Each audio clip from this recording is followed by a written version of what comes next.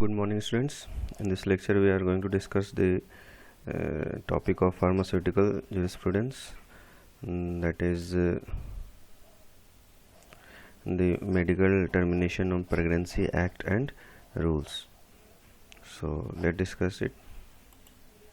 The Medical Termination of Pregnancy Act was come into law in 1971, and its rules and regulation was framed in 1975 and regulation in 2003.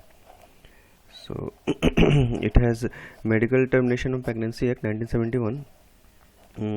ये आप देखो यहाँ पर कि it provide some termination of certain pregnancy by registered medical practitioners. मतलब कि इसमें क्या होता है, कुछ रजिस्टर्ड मेडिकल प्रैक्टिशनर्स जो होते हैं, एक्सपीरियंस जो रहते हैं, उनको ये लीगलाइज करता है कि कुछ एबॉर्शन जो है उसको किया जा सकता है for the good faith of the pregnant lady, या फिर जो फीटस है उसके गुड फेथ के लिए ये प्रेगनेंसी को अलाउ करता है, लीगलाइज करता है। तो ये एक्ट जो है वो 1971 में है, रूल्स इसके 1975 में 2003 में रेगुलेट किए गए। And now it's what are its objectives.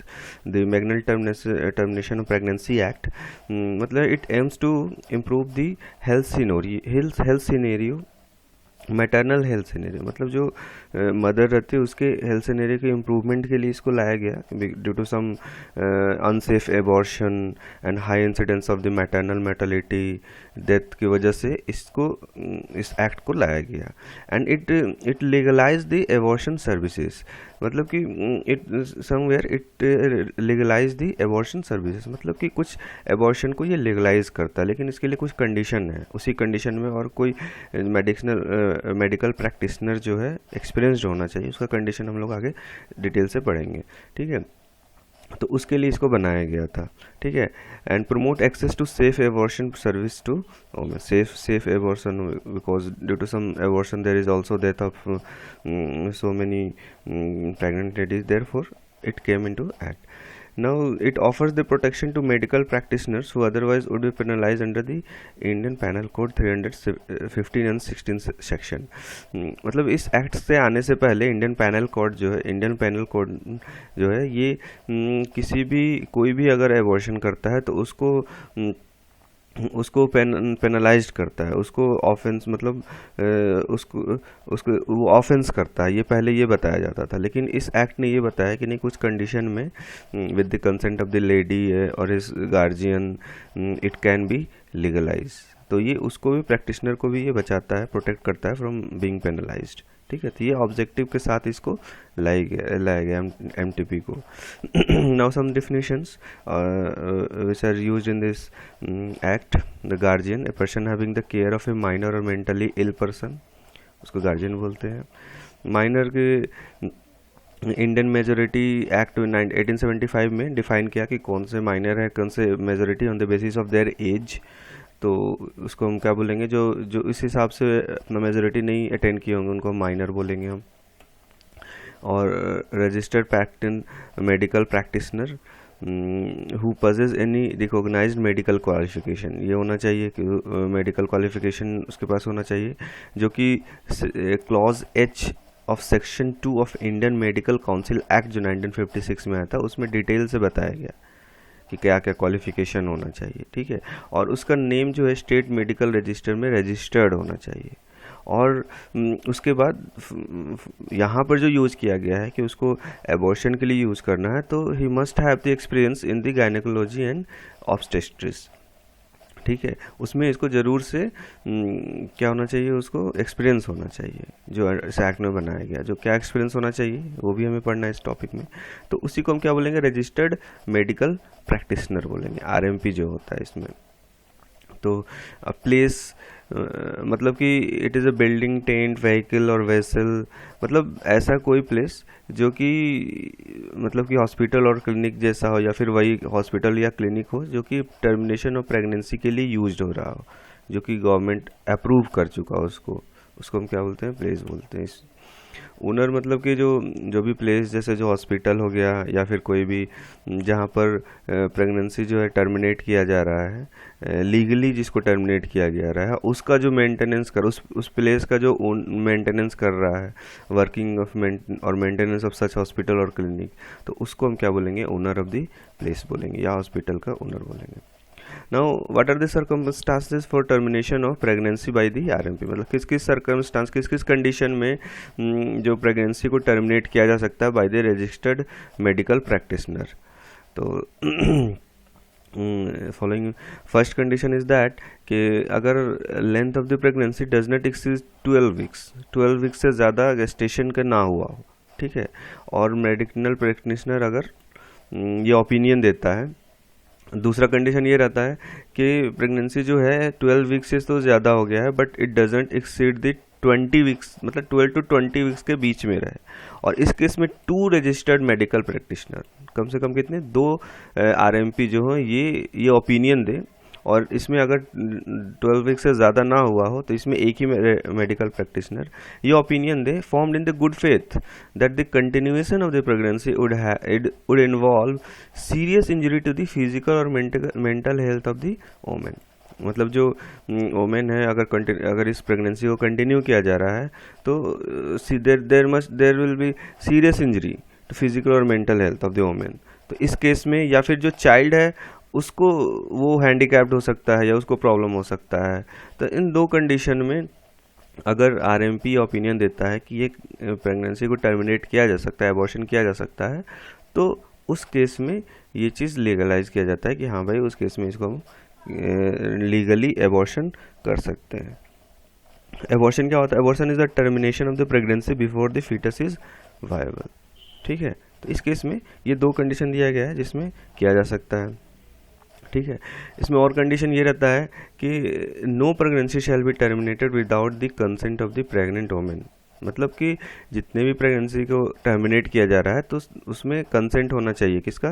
Pregnant women का। उसको सारे कंडीशन बता के उसे सिग्नेचर लेके तभी करना चाहिए। लेकिन कुछ केस, जैसे अगर pregnant women is less than the 18 years age, या फिर कोई मान लीजिए कि मेंटली रिटार्डेड पर्सन है, तो उस केस में उसके जो गार्जियन है, जो guardian who take care of that women, तो उस गार्जियन से फिर क्या करना रहता है, उससे कंसेंट लेके, उसे साइन लेके तभी उसका टर्मिनेशन किया जा सकता है, ठीक है। अब what are the place where pregnancy can be terminated, तो एक तो ये रहता है कि ये एक्ट जो है वो कोई भी प्रेगनेंसी को अगर टर्मिनेट किया जा रहा है तो बिना अप्रूवल के अगर कोई प्लेस पे कराते हैं तो they must be penalised according to this act, ठीक है। तो इसके लिए क्या चाहिए, जहाँ पर कैसे प्लेस जहाँ पर टर्मिनेट किया जा सकता है, तो हॉस्पिटल एस्टैब्लिश्ड और maintain by the government, a place for the time being approved for the purpose of this act by the government, या फिर कोई टेम्पोररी प्लेस जिसको गवर्नमेंट ने अलाउ कर दिया कि हाँ यहाँ पर टर्मिनेट किया जा सकता है, तो ऐसे जगह पे ही कराया जा सकता है। इसके सिवा अगर कहीं और कराएंगे तो फिर वो इट कैन कॉज सम पेनलाइजेशन। तो व्हाट आर द एक्सपीरियंस और training of the RMP who offer the termination of the pregnancy? So this act prescribes the experience and training in gynecology and obstetrics for the RMP who should have to terminate the pregnancy. पहला before the commencement of the act, मतलब ये act के आने से पहले, जैसे 1971 में आया था, तो 1971 से पहले अगर उसने जो आरएमपी है should have registration in the state medical register, उसने पहले ही 1971 से पहले ही कहीं रजिस्ट्रेशन करा चुका है वो, और he have more than 3 years of experience in the gynaecology and obstetrics. First condition ये रहता है, तो वो करा सकता है, यानी वो टर्मिनेट करने के लिए वो एलिजिबल है, ठीक है, before the commencement of the act, मतलब इस एक्ट के आने से पहले। फिर अगर after the commencement of the act, मतलब 1971 के बाद आता है अगर कोई आरएमपी, और वो उसके पास 6 month of house surgency in gynaecology and obstetrics, मतलब किस ऑफिस में इसको ये है 6 month का इसका एक्सपीरियंस है, या फिर more than one year experience in the practice of gynaecology and obstetrics at any hospital, ये हॉस्पिटल में 1 साल से ज़्यादा का उसके पास एक्सपीरियंस है, ठीक है। या फिर he assisted registered medical practitioner in performance of 25 cases of medical termination of the pregnancy, मतलब कि as a assistance he have worked with the RMP for the termination for at least 25 cases, ठीक है, जो कि किसी गवर्नमेंट एलिजिबल जहाँ पर है गवर्नमेंट ने अलाउ किया वहाँ पर इसने असिस्टेंट एज ए आरएमपी को असिस्ट किया है, उनके साथ वर्क किया है, मिनिमम 25 केसेस, तो इसके लिए ये एलिजिबल है, ठीक है। तो देखिए ये जो लास्ट है ये तो सिर्फ होता है कि अगर ये लास्ट वाला असिस्टेंस किया हो तो ये सिर्फ फर्स्ट ट्राइमेस्टर यानी 12 वीक्स से कम हो तो उसको टर्मिनेट कर सकता है, लेकिन उससे ज़्यादा जैसे termination up to 25 weeks 12 to 25 weeks तक का करना अगर टर्मिनेशन, तो उसके लिए ये दोनों एलिजिबिलिटी भी एक्सपीरियंस भी होना चाहिए, तभी जाके वो दोनों करेगा। तो this is all about the experience और ट्रेनिंग। एक थर्ड आता है कि अगर कोई आरएमपी जो है वो पोस्ट ग्रेजुएट डिग्री या diploma in gynaecology and obstetrics किया हो और जो एक्सपीरियंस इसमें तो कराया जाता है, तो इसके लिए भी ये एलिजिबल है कि ये टर्मिनेट कर सकता है प्रेगनेंसी को, ठीक है। तो ये 3 कंडीशन हुए एक्सपीरियंस और ट्रेनिंग में। Now what are the offences and the penalties.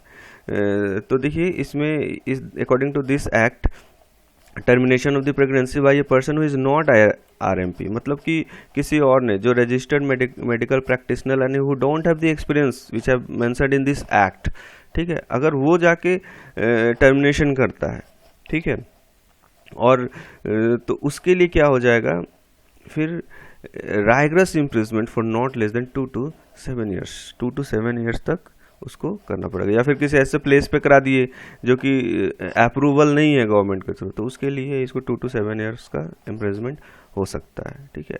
या फिर कोई ऐसा रिक्वायरमेंट जो कि स्टेट गवर्नमेंट ने कोई ऐसा रूल बनाया, रेगुलेशन बताया, मतलब इस एक्ट में स्टेट गवर्नमेंट और central government can make rule and regulation, जो रूल रेगुलेशन बना है उसमें कुछ चेंजेस कर सकता है। इस एक्ट ने पावर दिया है state government and central government को, वो ऐसा कुछ चेंजिंग कर सकते हैं। अगर उसको विलफुली मतलब जानबूझ के फेलियर के उसको जानबूझ के उसको फॉलो नहीं किया जा कर रहा है, ठीक है, तो उस केस में up to 1000 rupees as a penalty उनको पे करना पड़ सकता है, ठीक है। तो ये आपका this is all about the medical termination of pregnancy act and rules. Simple ये है कि it legalise some abortion for in the good faith for the pregnant women, मतलब प्रेग्नेंट वोमेन के लिए ये with the consent of that lady, मतलब बिना consent का ये नहीं हो सकता कि अगर लेडी मना कर दी कि नहीं मैं एबॉर्शन नहीं कराना चाहती, तो फिर ये एक्ट मना करता है कि नहीं आप नहीं कर सकते। तो सिंपल सा है कि कंडीशन दिया गया है कि किस कंडीशन में ये एबॉर्शन जो है लीगलाइज कर दिया गया है, ठीक है, उसमें कुछ कंडीशन दिया है और कौन कर सकता है, तो आरएमपी रजिस्टर्ड होना चाहिए, उनको एक्सपीरियंस जो बताया गया था उसमें एक्सपीरियंस होना चाहिए, प्लेस भी अप्रूव होना चाहिए, बस। तो ये इसी के लिए लाया गया ताकि बहुत सारे अनसेफ एबॉर्शन हो रहे थे जिसकी वजह से there is lot of mortality and morbidity of that women, तो इसीलिए इस एक्ट को 1971 में इन्फोर्स किया गया। Thank you.